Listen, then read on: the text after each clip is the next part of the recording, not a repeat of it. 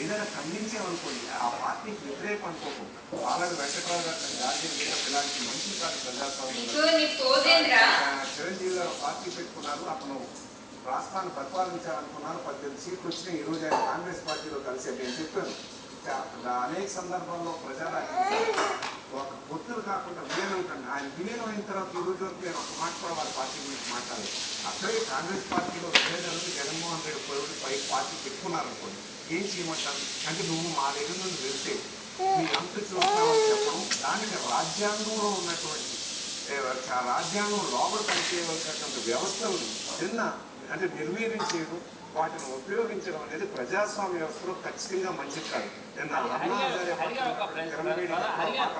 వైఎస్ఆర్ కాంగ్రెస్ చాలా మంది అడుగుతున్న ప్రధానమైన ప్రశ్న అవినీతి జరగలేదు అని చెప్పే ప్రయత్నమా లేకపోతే వైఎస్ పేరు ఎఫ్ఐఆర్ లో పెట్టినందుకు నిరసనగానే ఈ కార్యక్రమం అనుకోవాలి. జగన్ వేధింపులు ప్రధాన కారణమా లేక వైఎస్ఆర్ పేరు ఉండడమే ప్రధాన కారణం?